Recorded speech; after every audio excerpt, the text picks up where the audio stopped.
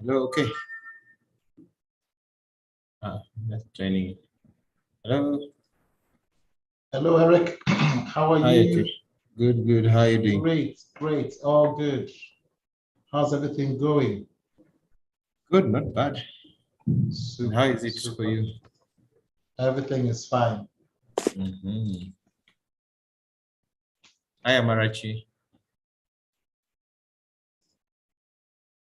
Yeah. Good afternoon, Eric. Good afternoon. Good afternoon.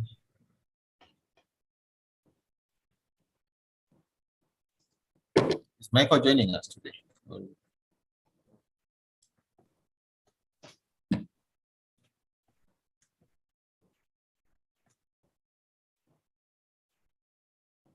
Okay, is Michael joining us? Michael is probably not going to join us. Yeah, I think Okay. he's working on something else. Okay. So I have the I'm live streaming on YouTube. You know, it was giving me a double echo. So I was worried so I've had to mute my YouTube now. So but what I don't know is if anybody else if it will be muted for everybody else. So I don't know. Okay, just share with me the view stream on YouTube. Let me try. It will be better if someone like Amara would live stream, but we haven't set her up for that yet. So perhaps we will not live stream this one. We'll just use only Zoom.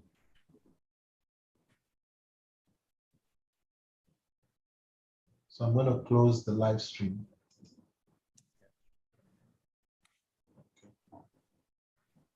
Because I can actually see you. Where can you see me? Live stream.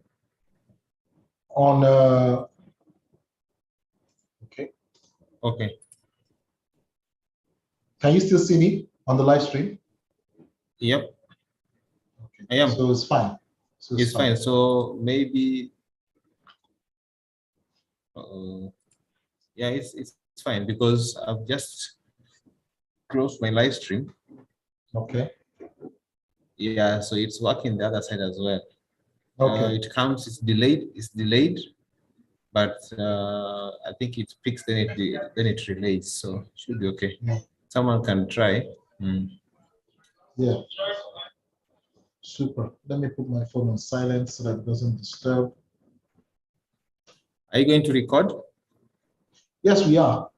Okay. We will start recording once the webinar starts. So, but we have about 9 minutes, so I think we can open the doors. Yeah, you can. Yeah. So as we said yesterday, we will do this. You know, you will basically be prompting. You know, so Yeah. you should open a copy on your side. Yeah. Let me just open a copy on my side. Yeah. You can save it locally to your system. Yeah. So you can save it locally. I want to save it and have it on my machine. Yeah. So I think we had a small. Oh boy, there was this. Thank God we're checking it now. There's a slight challenge here. Where is that? This one. This was a circle. I think it must have been altered. I need to make a change very quickly. Yeah, once you change, then I can download it then. Yeah, just save a copy immediately. Just save save on your system locally. Are you done? Yeah, you can just save down. Okay. Save a copy locally. I heard you say that you're making some changes. So if you are done, then let me download it. Yeah, no, the changes are not material. They're just a few formatting things. Okay.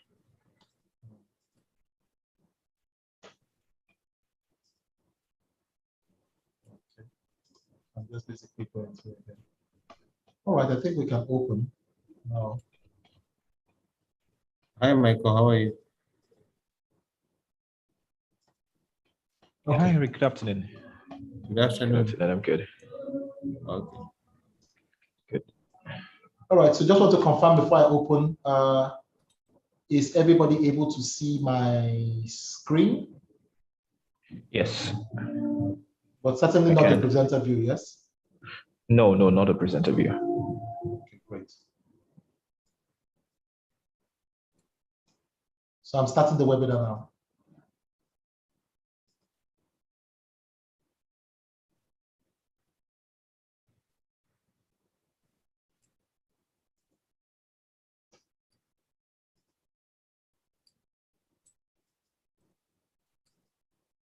Welcome. If you're joining the webinar, we welcome you. The webinar starts in 6 minutes. Starts in 6 minutes. So welcome, everybody. Welcome.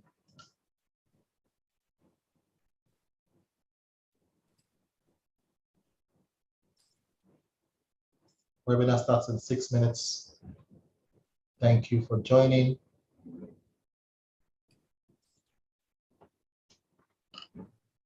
Thank you for joining.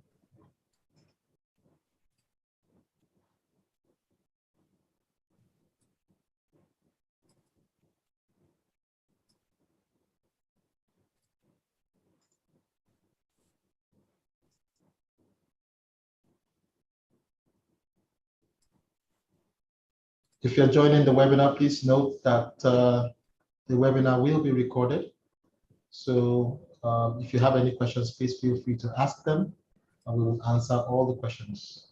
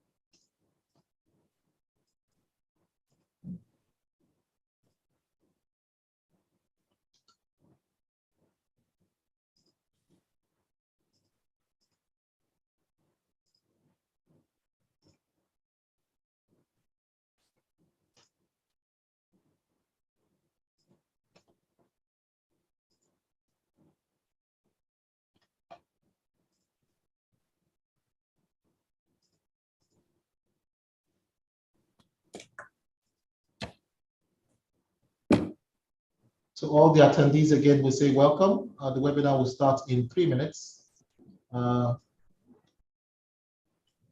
welcome you. The webinar will start as advertised in 3 minutes.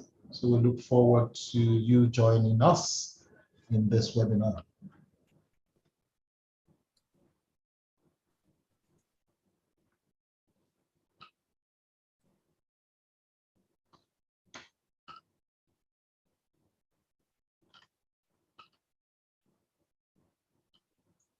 Thank you. You're welcome. We welcome you. Thank you for joining. We welcome you.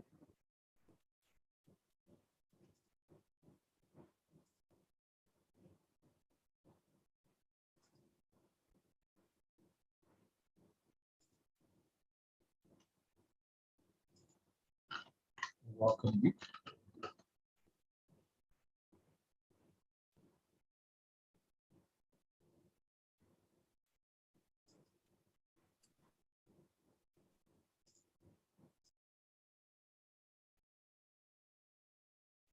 Thanks everyone who's logged in.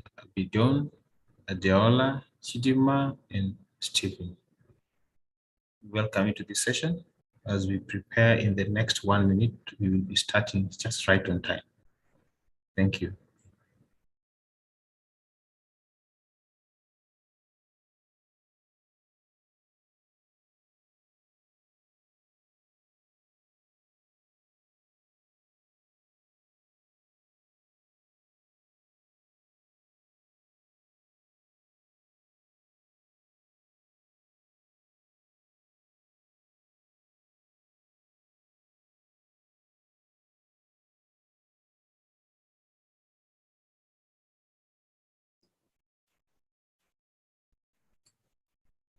For those who joined us already, we thank you so much for joining this webinar.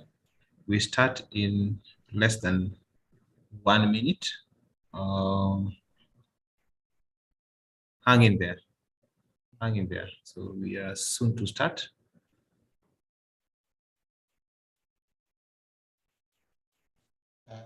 Indeed, yes. We are ready to start. Thank you very much, everybody. Thank you for joining this webinar. A few housekeeping rules before we start. This is exactly 2 o'clock in Lagos, GMT +1, and it is 4 p.m. in Nairobi and 3 p.m. in Kigali and in Lusaka, where Eric currently is. But a few housekeeping rules before we start. Please type questions in the Q&A chat box. There's a Q&A box. You can also chat directly with the panelists. You can send them a message directly. And if required, we may ask you to unmute your mic to speak. But your mic currently is muted. Please let it be muted. And if need be, we might ask you to unmute.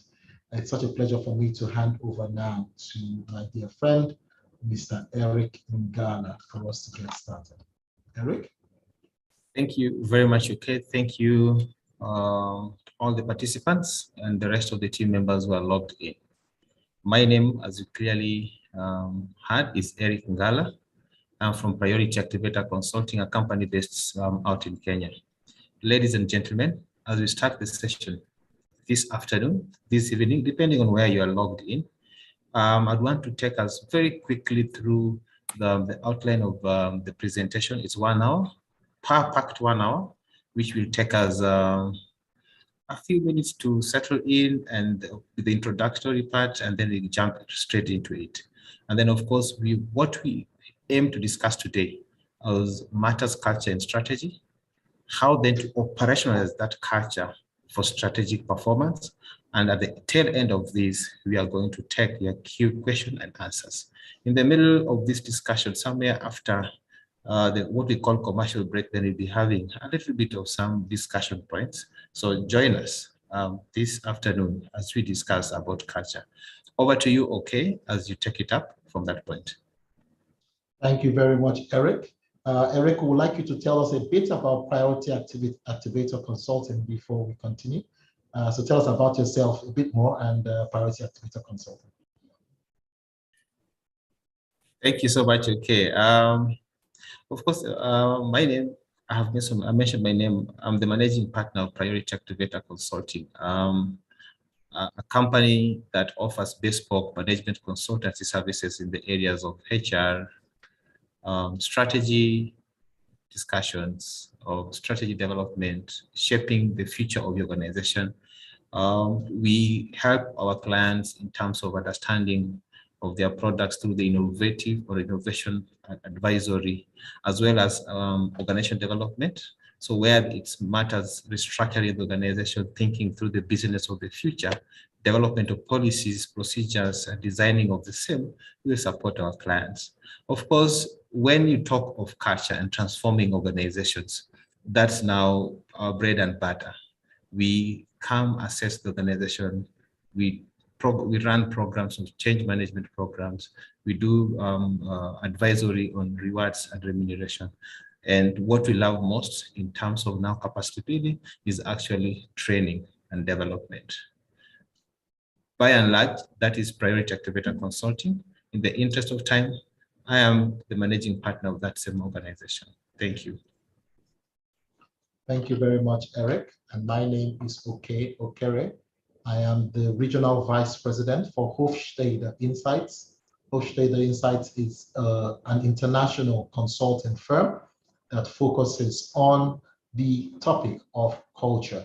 We provide management consulting services, we provide research services, we also provide tools to help organizations and individuals leverage culture to improve their performance and improve collaboration in the workplace. A lot to say about us, but due to time, I will keep it very brief. We focus on three key aspects of culture: on organizational culture to help organizations improve the way they work. We also help organizations with intercultural management. When you're working with people from different cultural backgrounds, how do you understand each other better and collaborate better? And we also help with consumer culture intelligence to help you adjust your products or messaging of your products and services to new cultures. We're located in over 60 countries, and we have presence in Africa. Our regional office for Africa is located here in Lagos, Nigeria, where I am, but we also have partner offices in Nairobi, Kenya, in Addis Ababa, Ethiopia, and in Accra, Ghana, and we'll be in many other cities across the continent very soon. We've served over 5,000 clients since 1985, over 5,000 clients from every sector and on every continent. And I want to just start out very quickly with why we're looking at this webinar. Why is culture such a topical issue? Why are we talking about culture? Why culture? Why now? Research that was done by Columbia Business School and Duke University's Fuqua School of Business showed that a lot of executives, over 2,500 CEOs and CFOs, indicated that culture was important in their firm. I see a hand up. Please, just a second. Yeah, please, you want to start recording? Recording.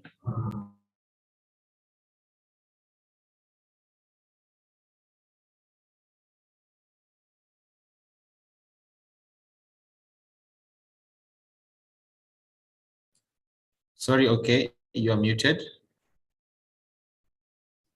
Thank you very much. Welcome again, everyone, to the webinar. For those of us who are just joining, we had Eric Ngala introduce himself. We also had me introduce myself. I am with Hofstede Insights, and Eric Ngala is with Priority Activator Consulting.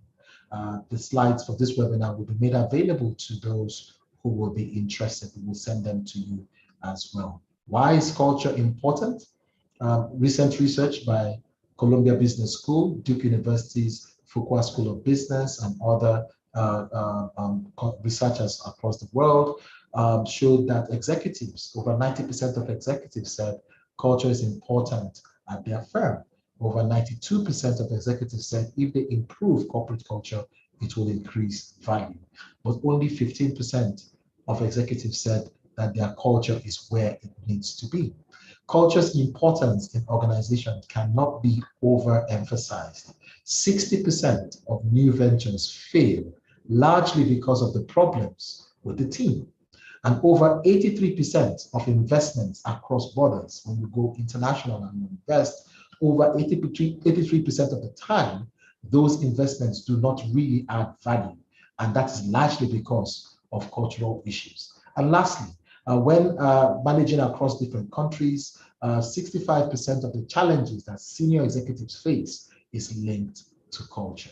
As you build leaders in any organization, it is very important to ensure that your leaders understand strategy. They understand, they have the technical competencies as well to deliver on their work. In other words, they should be capable in the functional areas where they work. They should, if they're software engineers, then they need to know a lot about software engineering. They must have leadership skills as well, good judgment, influence, management skills, and important as well, they must understand culture. When they're working in a country, they must understand the national culture of the locale that they're working in. And they must also have a good sense for the corporate values, the corporate culture of the organizations they work in. And this is what we do for organizations. We help organizations to marry locally acceptable practices with with organizational best practices to identify a unique competing zone, So we look at national cultures, we look at organizational cultures as well, so that we can have organizations perform optimally. When we talk about national culture, we are telling you why you feel the way you feel. And national culture is very powerful because it also guides our company culture. Why you feel the way you feel. That's what national culture, analyzing it, would help us determine. However, organizational culture or company culture will give you insights into how you should behave within the context of the organization. Eric, would you want to jump in briefly? Yes, thanks, okay. It is important for us to note that culture plays a very important role in terms of availing to the staff members the opportunities to interact, the opportunities to work together, because the culture of the organization determines a lot of things in terms of the relationships that you have in the organization, the leadership culture that the organization has. Because we over and over again, we've been told that the leader sets the pace. But if the leader is not ready to actually curate a culture that they want to have in the organization, then the saying is true that culture eats strategy for breakfast. Trust you me, with a good culture, then the organization will move into the right direction. When you understand your vision, that the core values of the organization, everyone lives the values of the organization, then it's very easy for the strategy to be aligned. You'll have an alignment of the whole or the entire business that will support your strategic objectives. And this is where now performance comes in. Imagine a situation where your culture is in conflict with your strategy. That means people have a lackluster performance going on in the organization. Do you really think you're going to meet your objectives? Your staff members are not technically competent because you don't have a learning culture in the organization. Will you really meet your strategic intent? The leadership is not aligned to the culture. They don't buy into the beliefs. Do you really think that you're going to perform? If the leadership does not believe in its own culture, who will follow the leader? Because the leader sets the pace. And that's why we say culture and strategy work hand in hand. Thanks, okay. Thank you very much, Eric. Much appreciated. Still talking about culture and strategy, let's first of all have a working definition of what organizational culture, specifically organizational culture, is. This is a definition from Professor Geert Hofstede, and he said that organizational culture is the way in which the members of an organization relate to each other, relate to their work, and the outside world in comparison with other organizations. So how members of an organization handle with their work, the outside world, how they deal with each other compared to other organizations. 4 important things that we would like to point out from this definition. There is clearly no good or bad culture, and we will use the words good and bad in inverted commas. A culture that is good in one organization might be bad in another organization. Why is that so? A culture can only be functional in an organization if it is aligned with the organization's strategy. And if it is not aligned with the strategy, it will be dysfunctional in that organization. What works for one organization may not work for another. You can't create culture per se, in the sense that when you put people together, culture begins to form naturally. But what you can do in an organization is that you can take time and you can shape a culture in the organization. You can't copy cultural practices, but you may not be able to copy values. And importantly as well, using methods that we might talk about today, culture indeed can be measured. It's not an illusion. Indeed, it's a fuzzy subject, but you can use a structured way to measure your culture so that you can know where your culture is and what changes you need to make. And importantly as well, when you start making changes to culture, you must realize that culture change is a gradual process. It will take years for it to happen. You can fire everybody and hire a new set of people, but that's no guarantee that you're going to improve your culture. So culture change takes time. Still talking about culture, there are four possible manifestations of culture. There is the perceived culture, the culture that people have in their minds that the organization carries. There's also the desired culture, the kind of culture that they would like, which may or may not be aligned to the organization's strategic objectives. For instance, they might have watched a video of how Apple's culture or Google's culture is, and they would like that kind of culture in their organization. However, that kind of culture may not be functional for them. And then you have the actual culture, the way you really are as an organization. You can only determine your actual culture by measuring your culture statistically with a proven tool. And this is one of the things that we help organizations to do in Hofstede Insights. And lastly, when you have determined your actual culture, you can also determine the optimal culture, the kind of culture you need to succeed. And that culture is the one that must be aligned firmly with strategy.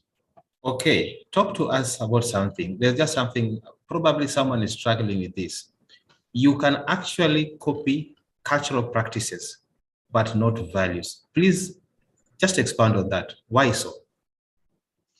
So as human beings, we have value systems inside of us. So essentially, if you're going to copy cultural values, then you are basically going to duplicate the human beings that you have from one group to another. And that, as you know, is scientifically impossible.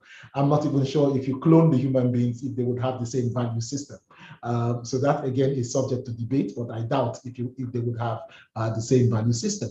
So you can look at what they do, maybe the way they do their lunch hours, the way they do their celebrations, and you can copy those, and that is fine. However, it will be difficult for you to know why they are doing those things. What is motivating them to do those things, except if you are really one of them? So we basically would advise you, rather than trying to copy what people are doing mindlessly, you need to examine what would work for you, what aligns with your strategy as an organization, and begin to define practices that can help you achieve your strategy. So do you mean that you can actually have personal values and corporate values that are misaligned? Very true. Very true. Then what will happen if my personal values and the corporate values are misaligned? When your personal values, especially when you are a member of the organization, typically you will have two options. One option is you will begin to align your practices so that you can align with the strategy of the organization, or you can begin to find another organization to work in, because eternally that organization will be doing things or pushing things that you may not be happy with. I noticed that there was a question from Grace. Grace is asking about how we can measure culture. We will talk a bit about that. I assure you we will talk a bit about that. And without wasting any more time, just to go into this very next important point, which I'm sure, Eric, you agree with. Culture is strategy for breakfast. This is a saying by Peter Drucker. No matter how good your strategy is, if you do not have a culture that can support your strategy, just like this example that we see here, if you don't have a culture that can power your strategy, your corporate performance is not going to go anywhere. Your culture and strategy must be aligned, like two wheels on a bike, in a sense. Your culture actually becomes your unique USP, as they say. So unique selling point is what makes you distinct as an organization. I see that there was a question. Somebody had a question. or someone raised their hand, but I guess they must have put it down. We will be able to take all the questions very soon. We talked about measuring culture, really important point here. In Hofstede Insights, we use the research of Professor Hofstede to measure culture on 6 dimensions. We measure culture on 6 dimensions. These 6 dimensions address 6 dilemmas that organizations face on a daily basis. And what are these dilemmas? The first dilemma is, how do we define what it means to be effective? How do we ensure that as an organization that we are indeed effective? So that's the first dilemma. And our model measures that, it deals with that.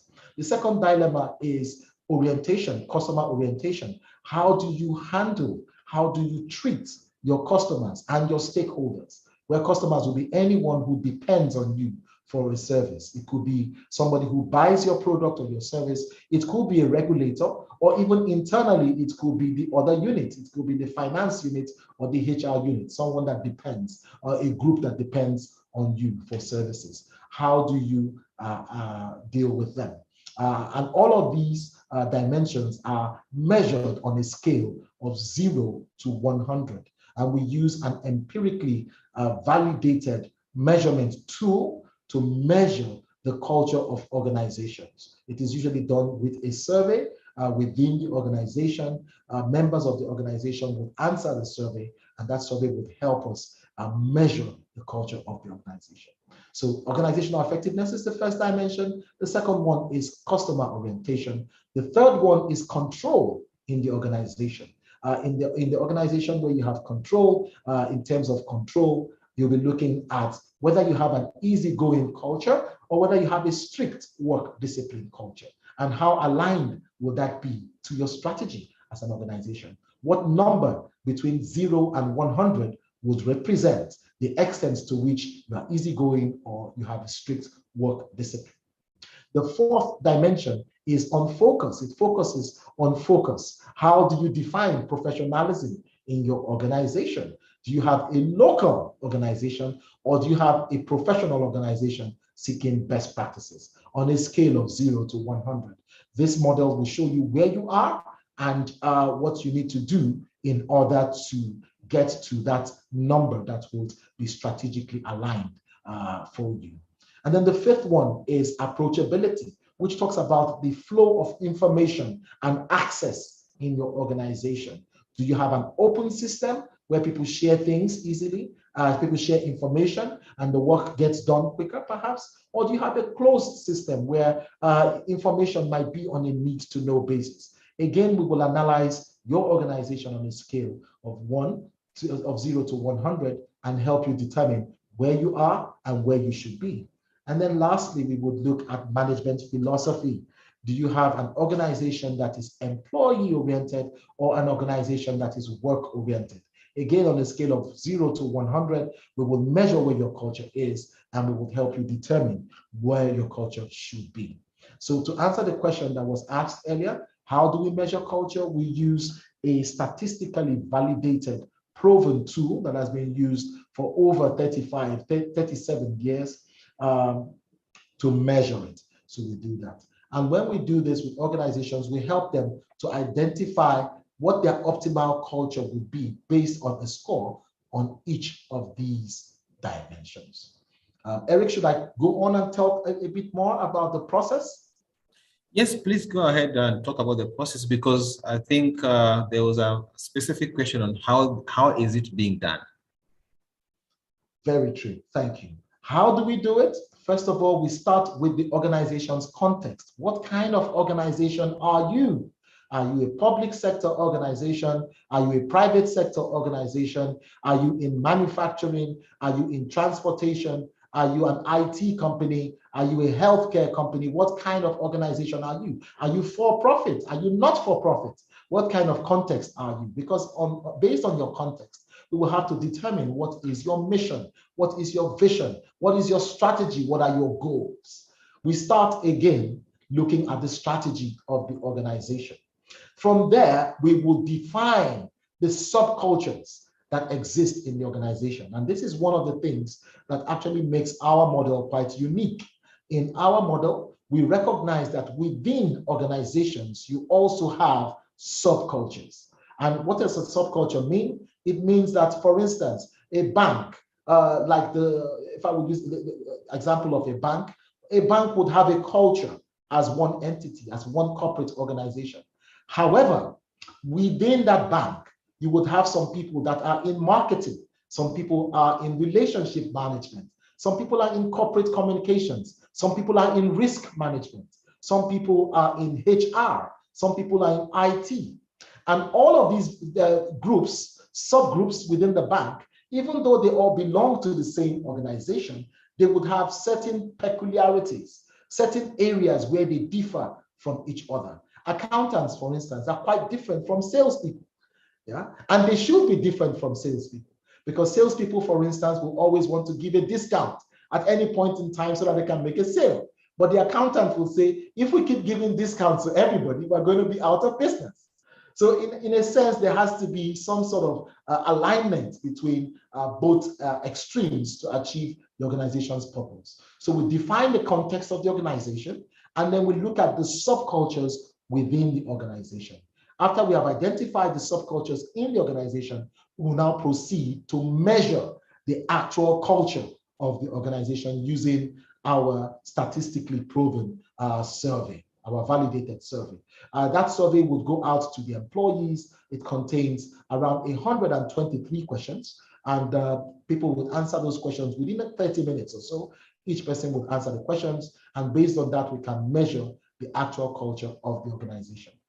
After measuring the culture of the organization, we will proceed to hold 3 workshops with the organization's leadership. In the first workshop, we will identify the organization's strategy, and we will help the organization to line up its strategy with its culture.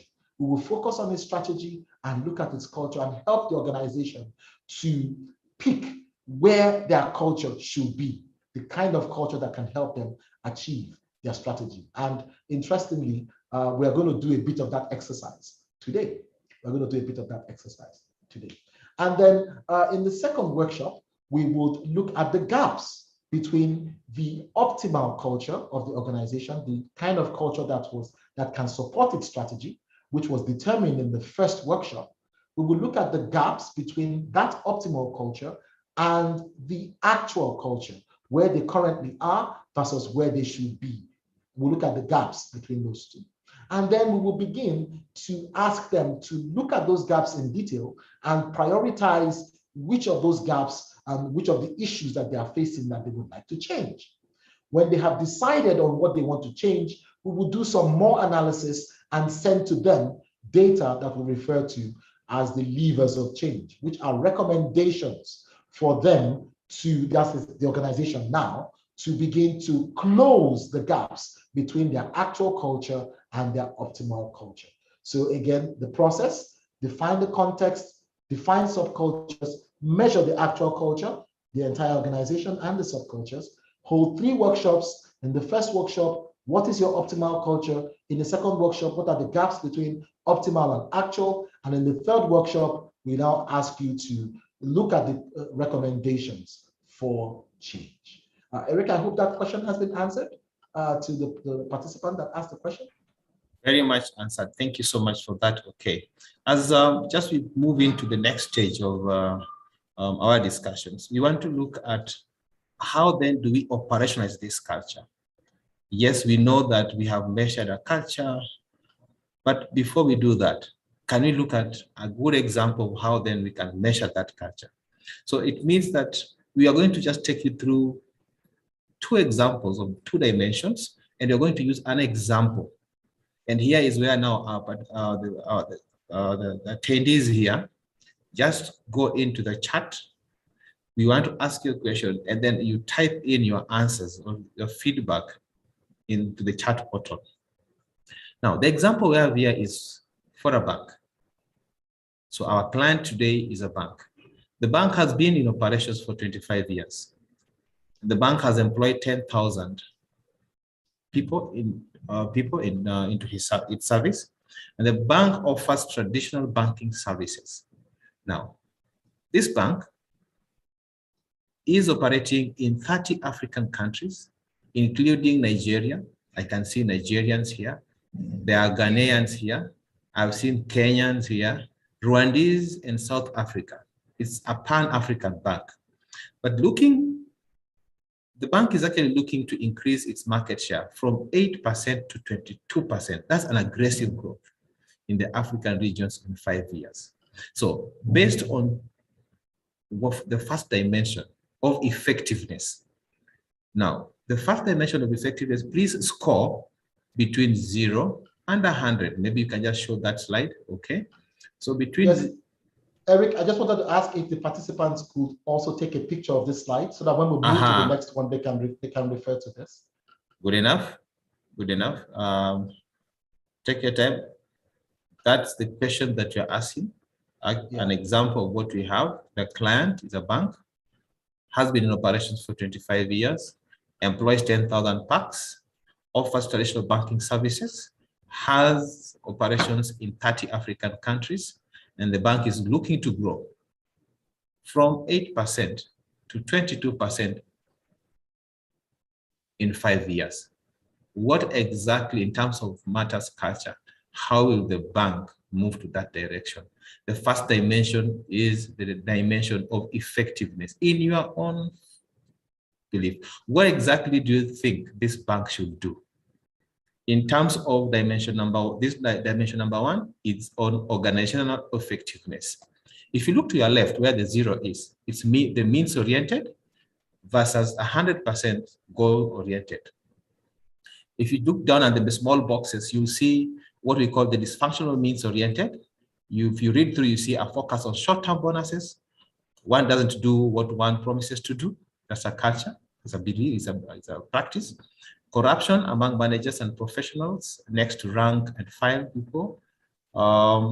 They actually misappropriate assets, harmful internal competition. But if you look at the functional means oriented B, the box B talks of many rules and regulations, repetitive work, as few surprises as possible. By now, you may be seeing where the direction we are heading to. But in between box, this is box C, talks about many rules and regulations, that's control-oriented, repetitive work, as few surprises as possible. That means the systems are efficient and everything has been aligned. But if you look at the goal-oriented, there is what we call entrepreneurial spirit. They work smart, they are creative, they are productive. Between 0 and 100, could you please score this organization, this bank that wants to grow from 8% to 22% in 5 years? Where would they be? Between 0 and 100. You can just type your feedback and a small explanation of that. Just give us an explanation. Why do you think? Why are you scoring, say, for example, a 30? Why are you scoring a 45? And the reasons as to why you are giving that feedback. So please go ahead and read through. You can scan through and give us your feedback. So your feedback is, we are waiting for your feedback. And if you feel that you did get it right, please raise your hand. We can allow you to unmute and then ask your question. Otherwise, feel free to score.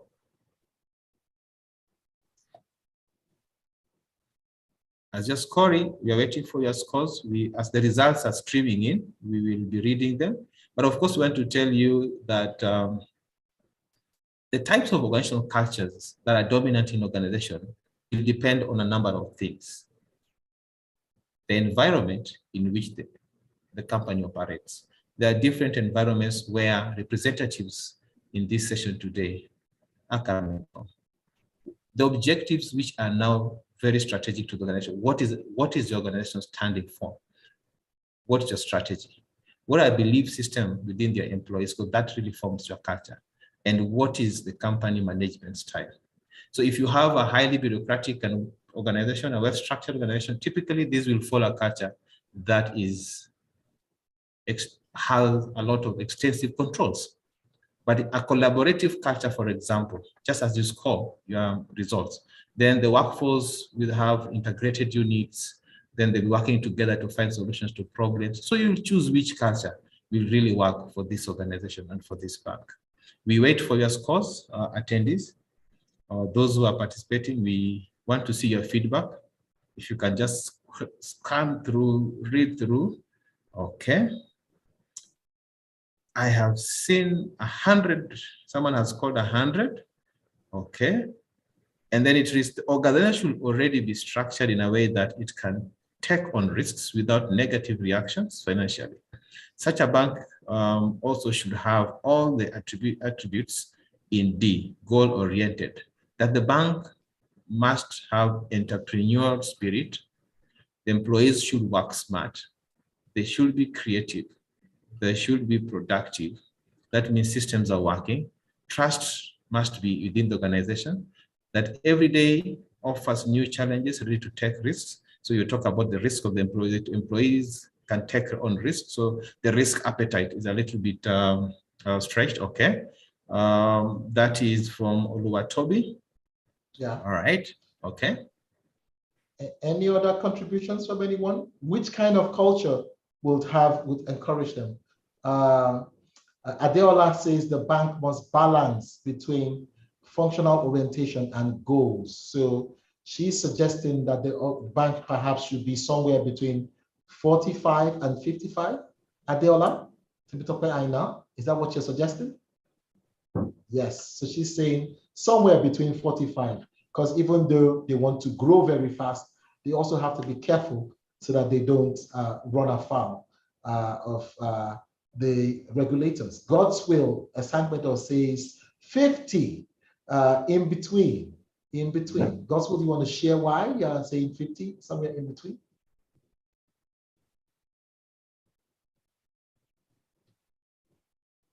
God's will?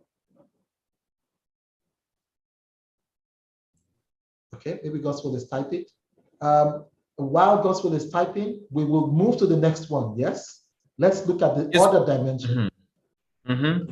Based on still the same organization, okay, we are going to look at the second dimension. How then would you score on the second dimension for this bank that really wants to grow from 8% to 22%? In terms of customer orientation, how should the bank be oriented between 0 and 30? Whether it is dysfunctional internally directed or it is externally directed or very externally directed, how should the bank operate in terms of the second dimension amongst the 6 dimensions that we have in terms of the culture assessment framework? With your score and have Grace. Grace is saying between 50 and 60, referring to the first dimension. It's goal-oriented, but lacks in offering traditional banking services. That, maybe Grace would want to, as we score. Oh, then we have Adiola. Adiola is saying they need an adaptive and flexible customer strategy to conform with the norms and culture in each country. I like that, 50 to 75% norms and culture that actually conform, aligning with the. I think that's a topic that we need to discuss. Then how then, I wish we had the time, how then should a corporate culture align to the national culture? Because I don't know whether it's just a part of the world where we see that companies that fail to align to the national cultures, they struggle to pick up because they are coming from a different culture, but they don't adapt to the local culture. Whether they succeed or not, okay, do you think it's true that if you bring in an imported culture and you fail to align, then the organization may face challenges? Indeed. And, like I said at the beginning of the presentation, you need to find the sweet spot between what is nationally acceptable, what is locally acceptable, and your best practices. You need to adapt your best practices to the local culture. This doesn't mean that you're going to water down your standards. It simply means that you're going to look at the best way to achieve your standards and your objectives. And I see Adeola is saying saying the same thing. You create products and services that suit local needs. And Oluwatobi said for customer orientation, 50, they should be somewhere in the middle, moderately to fairly externally directed. Toby goes on to say, I think only structured companies that can create room for improvement go very far. So she's saying you need to be somewhere around 50. Patrick Oche says cultural intelligence is key to success. Thank you very much for all the contributions, everyone. Patrick, thank you for your contribution. Patrick, I would like to ask you as well, this organization, this bank that wants to grow its market share from 8% to 22% in 5 years, in terms of customer orientation, which number on this scale from 0 to 100 would represent the kind of culture they need to achieve that target? So I want you to give us a number as well. What number do you think would clearly say you want to grow from 8%, market share from 8% to 22% in 5 years? What kind of culture do you need? Which number will best represent the culture? And this, again, for everybody, you can get more information about the model and the definitions here by downloading the Hofstadter Insights app on your Android, on your mobile phone, your Android or your iOS, on your Apple phone or your Android phone. Please go to your Play Store, Google Play Store, or your iOS store, download Hofstadter Insights, and you can use that to get some more information about this. And in fact, you can launch a measurement of your company's culture straight from the app in the phone. So please feel free to go to the app and do that. Indeed. Thank you so much. Okay. I can see a comment from Stephen Amusala saying that for this bank to move to the next stage, their customer orientation scoring will be anywhere between 50 and 75, meaning moderately to fairly externally directed. And that would mean they do not just have stringent business principles, they are fairly flexible. So flexibility is key in terms of moving to the right direction. Flexibility comes in terms of making clear and faster customer decisions. And that will come with a little bit of relaxed rules. You're not very stringent. You don't play by the book. You actually want to delight your customers. Thank you, Stephen. We are still waiting for anyone else who we want to feel that they need to score. Okay, Patrick Oche says that he goes with Stephen. Thank you, thank you, Patrick. 50 to 75%. Then that means silence or from the rest, and the rest who are still thinking of how they're going to score. That means we agree with what the other two have discussed. Okay, so we go to the next thinking process. Okay, is there anyone who has posted anything? Not yet. Let's move on. Even as we discuss this, ladies and gentlemen, we want to ask ourselves a lot of questions. But we also want to paraphrase one gentleman called John Maxwell. So John Maxwell said that everything rises and falls on leadership. Everything rises and falls on leadership. And that means that if the leadership is not ready to change the culture, then no change will happen. So it is in the leader's court to decide which direction to shoot. If the leadership of an organization does not really make a quick decision on changing the culture, then we know for sure that one thing that will happen is you are failing from the word go. So that means your strategy will not kick off, because in any strategy implementation phase, then there has to be some changes. It's a change management, what will really happen. If the leadership doesn't buy into changing a bit of things, then the strategy is as good as a failed one. Performance will not be measured, because in the environment of performance measurement, there are consequences. Consequences in terms of holding difficult discussions and rewarding those who have performed. You can imagine a culture where people do not speak the truth about performance, they do not give feedback, then how then do you propose to manage the organization? That means you are in the culture of we always want to be seen to be nice. The culture of we are family, but we can still work, we can still be friends. Do you want to be friends? Is the office space for friendship, or the office space is for implementing the organizational objectives? And of course, we know very well that if the leadership fails, then the culture has failed. Ladies and gentlemen, at this point in time, let us also open it for you to give us your feedback, your comments, any questions that you have for us. I think we are ready to answer and interact in this session. So it's an interactive session. Feel free to raise your hand, and then we'll give you a chance to ask questions. Thank you. Thank you very much, Eric. And while we are putting our questions together, we want to quickly use this opportunity to invite you, if you're in Kenya or anywhere in East Africa, please use this opportunity to join us for the Corporate Culture Ambassador course. Please use this opportunity to join us for this course. This course would happen on the 24th and 25th of May, 2022.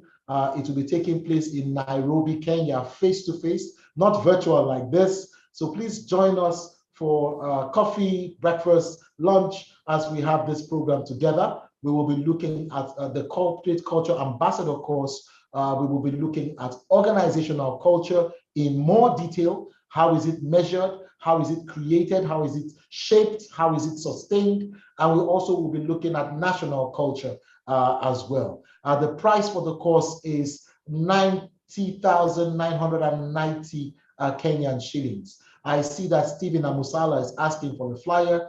Stephen, we shall send you the details of the course. Please send us an email through priorityactivator.com, training@priorityactivator.com, or you can go to the website as well and contact us from there. Otherwise, you can also send an email to info@hofcity-insights.com or africa@hofcity-insights.com. But we shall send you this information. We shall send you the slides. Still back to the question. Again, I see Patrick made a comment. He said compliance to an organizational culture should drive from top down. Leaders must set the tone at the top. Thank you so much, Stephen. Patrick, sorry. Thank you so much, Patrick, for your contribution. Indeed, culture change starts from the top. I see that we have a few questions or comments at the bottom. I can actually see, I can see Stephen asking a question. What are some of the things that sabotage a good culture? And how would you deal with those? Some of the things that really sabotage a good culture, in your opinion? The things that sabotage a good culture. First of all, let us reframe the word good. Let's use the word functional instead of good. And I might be sounding like by using jargons, but it's important because what feels good may not be good. And a good example would be like the human body. If you keep chucking in donuts and cake into your body all the time, it feels good, but it may not end up being good for you. So let's taking that from that side. In terms of a functional culture, what are the things that can sabotage a functional culture? If you have leadership at various strata that have not bought in, they haven't bought into the culture change, into that targeted culture. If you have leadership at various strata that haven't bought in, that is one thing that can definitely sabotage your efforts to build a functional culture. So that's one thing, leadership. And the other thing as well will be your systems of rewards and sanctions, your systems of sanctions and rewards, which again is part of the culture. If you are not rewarding good behavior, the behavior that you want to see, if you're not rewarding it, which is again a part of your culture, then you will see that you will find it difficult to sustain that functional culture. And if you're not sanctioning, if you're not punishing behavior that you do not want to see, that again will go a long way towards sabotaging the functional culture. I see another. Yes. Okay, go ahead. I was about to say that Grace asked another question, but I was wondering if you had some more comments on the last question from Stephen. Okay, you've just answered it. I jumped to the question of grace in the interest of time. I don't want to make a comment so that we can also answer to Grace. Grace's comments is, we do talk about culture every day and it benefits, but why is it that it doesn't work out at leadership levels? Wow. Grace. That is a very, I know it's very indictive, very indictive in the sense that, you know, if leaders watching this will be like, what do you mean that it doesn't work out at leadership level? But I will agree with you, Grace, to a very large extent. If you have a breakdown of culture, if you see in an organization that the culture that is prevalent in the organization is not functional, the leaders have to raise their hand and own up to it. They have to raise their hand and own up to it. Everything rises and falls on the shoulders of leadership, like John Maxwell said, everything rises and falls on leadership. So why is it that leadership, they are not taking an active role? Perhaps they are not ready to lead effectively. One of the reasons why leaders perhaps do this is maybe they have ideas on how they want to drive culture change, but unfortunately those ideas may not be effective. They may not be well researched or well thought through. Some leaders as well struggle with the fact that they might have to cede some power in order to make sure that changes happen. Some leaders might struggle with that.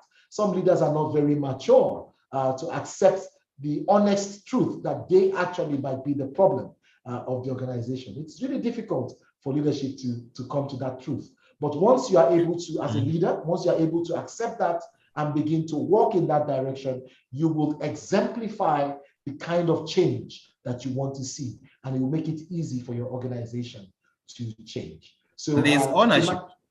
Yes, and ownership. There's ownership from one of the attendees. That is true, Grace. So responding to Grace, specifically because Grace raised a question that many times as leaders, we want to be prescriptive with culture, but the leaders themselves do not live that culture. And remember, fish start to rot from the head. From the head, yeah. There's no way any fish will start rotting from the tail unless it's a sick fish that has sickness in the tail. Ideally, if you look at this, and then it means that the leadership of the organization must buy into the culture. They must believe into the culture that they want. That culture that they are buying into is what will propel the organization to the next stage. And when this happens, then the entire organization will see that they're living the culture. If you decide that as an organization, we have to do, and the reason why most cultural programs or change management programs fail is because the leaders are doing it to tick the box, as a tick the box exercise. And then now the change management plans or the program for culture change doesn't start. It's because the leader has some interests. The leader fears some of the new stuff that are being proposed in, for example, because that might also come with structural changes. So interest will come into play. That will come with some targets being set for the leadership. And the leadership here is not just the CEO, the MD, the Director General, the leadership of that organization, because the CEO works under, with a number of guys working under them. So the CEO is supported. But if the leadership does not buy into it, then that will fail. The whole program will fail from the word go. I like that comment. Tick the box. Yes, tick the box exercise is what some of the leaders do. It's because it is in one of the plans for the year. Do a culture change. When you ask them what is in the report, I don't know. Ask HR. I don't know. Okay, and anyone else as participants. Is HR the one responsible for culture change program, or is the CEO? That's another thing. Who is responsible for the whole change? Is it a HR affair? Is it an organizational affair? And who should be responsible? Okay, this one comes to you straight. Yes, I would like to first of all ask people in the audience to please, the participants, webinar participants, please type in your answer to Eric's question, and then I will I will provide my answer after I hear from you. Who is responsible for culture change in the organization? Is it the HR or who? Who is responsible for culture change in the organization? I would like everybody to type in. Toby says, we are all responsible. Toby Phillips says, we're all responsible. We are all responsible. Anybody else? Leadership, Jumoke Alioke Malaki says, leadership is responsible. Leadership is responsible. But you know, people will say, we are all leaders. We are all responsible. Leaders, we are all responsible. It's very true, okay, because everyone in an organization is a leader, but there are leaders of the organization who have the responsibility, or they actually take the heat when things go south. So who really is a leader, even though we want to call ourselves leaders in our own respect? I see some more comments. Adeola says leaders. Godswill says MD, Managing Director, is primarily responsible, and we are all responsible. Stephen Amusala says the CEO. Grace also says top leadership. David Ochieng says this is a collective responsibility spearheaded by HR. And Stephen Amusala says the guy at the top and the management team. And Patrick Ochieng says the top management. So I would give my own straight answer. I would agree with Godswill and Stephen Amusala. The CEO is the chief culture officer of the organization. If the buck stops on their table, so the CEO, he or she, will be responsible for the culture of the organization. And what does this mean? The CEO has to motivate leadership to buy into that new culture so that leadership can exemplify it across the line. HR, at best, HR or strategy, depending on the department, or business improvement department or business transformation department, they are only drivers. They are drivers of the culture change. They're the ones energizing it.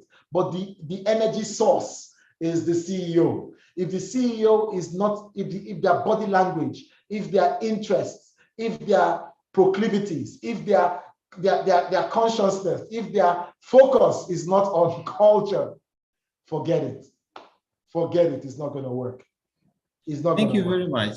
Thank you very much. Okay, you answered the question, because this is a question I asked one senior leader this week, and the leader actually told me that no, that's our HR is running with that. We laughed afterwards after explaining the reason why I thought he is the one responsible, but passing the buck to HR.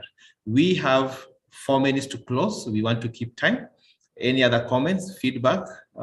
You can type in the chat, and we will be able to answer it. We have 4 more minutes. Thank you so much. Will be nice to listen to this again. Will you share the recording? Yes, we will share the recording after this. And this is the point where we now announce that we have another session coming up in the next few. I think if Michael is still here, Michael can quickly pull up the dates and let us know when exactly we are going to have the second webinar. Should be around 20 something of this month. 20. No, it's actually on the 5th of May. 5th of May, yes, we will communicate. We will actually share that with you, all of you. 25th of May, we have another session. It's a 1-hour session. Come, we hang out. We see how then culture affects our organizations, how we perform in the organization, how we implement our strategy. Otherwise, back to you, okay, as we come to a close in the next 3 minutes. Thank you so much. Thank you. Thank you very much. So see you on the 5th of May for the next session. And importantly, if you are in Kenya or the east of Africa, Rwanda, Congo, wherever else you are, Tanzania, anywhere in the east of Africa, please do join us in Nairobi for this Culture Ambassadors course. And we will be happy to see you there in May 24th and May 25th. Greetings, Mary, from Tanzania. Good to hear from you. We look forward to seeing you in Nairobi. So look forward to seeing you in Nairobi. Let's talk about how we can improve cultures of organizations across East Africa. Thank you very much, ladies and gentlemen. Thank you.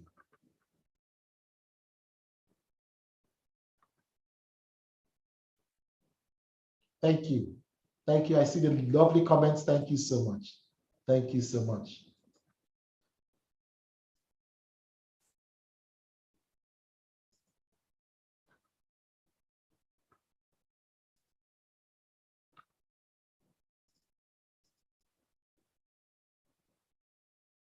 So many thanks coming in. Thank you, everybody. We appreciate you. Thank you, Patrick, Stephen, Grace, Oluwatobi, Stephen Amusala, Anthony Sumba, Folake Oladimeji. Thank you so much. We look forward to seeing you at the next session and hopefully in Nairobi as well. The session will end now. We will see you soon. Thank you so much. Thank you. Have a good one. I see some more comments coming in. Thank you very much. Okay. Thanks. All right. Thank you, Liz. Thank you, Liz and Gala. Thank you. Oh yeah, that's my person. Okay. I know her. Okay.